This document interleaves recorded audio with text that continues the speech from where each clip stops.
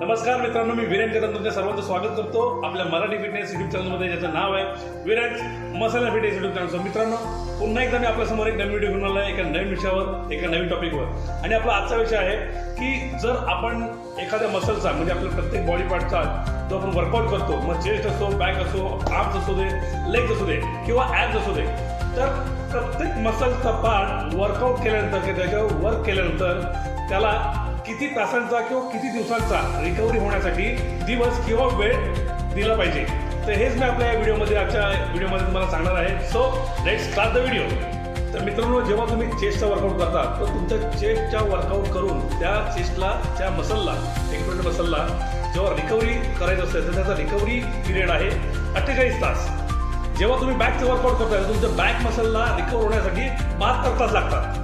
जेव्हा लेग्सचा वर्कआउट करता तर त्या लेग्सला म्हणजे तुमचं क्वाड्रिसेप आणि हॅमस्ट्रिंग हे जेव्हा तुम्ही वर्क करता, याचा तुम्ही वर्कआउट करता, तो वर्कआउट केल्यानंतर आपला लेग्सच्या मसल्सची रिकव्हरीसाठी जवळजवळ 72 तास लागतात. मित्रांनो, जेव्हा तुम्ही बायसेप आणि ट्रायसेप हा वर्कआउट करता तर बायसेप जेव्हा वर्कआउट करता तर बायसेपला रिकव्हर होण्यासाठी जवळजवळ 48 तास लागतात. तसेच जेव्हा तुम्ही ट्रायसेपचा वर्कआउट करता तर त्या ट्रायसेपच्या मसल्सचं तुम्हाला रिकव्हर होण्यासाठी जवळजवळ 72 तास लागतात. जेव्हा तुम्ही ॲप्सचा वर्कआउट करता तर ॲप्सचा जो मसल आहे आपला, त्या ॲब्डोमेनला रिकव्हर होण्यासाठी 24 तास लागतात. ऑलमोस्ट आपल्या मुलांमध्ये सर्वात फेवरेट वर्कआउट म्हणजे सर्वात आवडता मसल म्हणजे शोल्डर.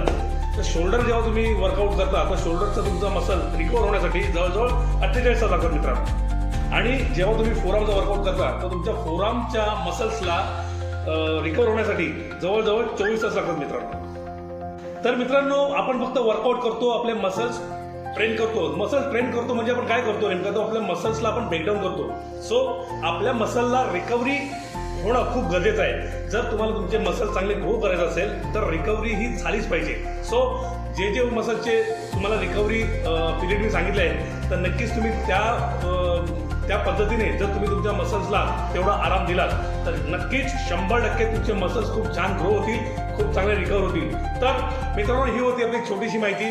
तर ही माहिती तुम्हाला आवडली असेल तर आपल्या व्हिडिओला लाईक करा, शेअर करा आणि आपला हा चॅनल, आपला हा मराठी फिटनेस चॅनल खूप लोकांपर्यंत पोहोचवा. खूप गरजेचं आहे, कारण माझी ही लँग्वेज खूप इझी आहे, खूप सोपी आहे, सर्वांना समजण्यासारखी आहे. तर मला असं वाटतं की आपला हा चॅनल, हा Viren Kadam muscle fitness channel प्रत्येक घराघरात पोहोचला पाहिजे. सो पुन्हा आपण भेटू एका नवीन व्हिडिओमध्ये आणि एका नवीन टॉपिक घेऊ. तोपर्यंत इट हेल्दी, स्टे फिट.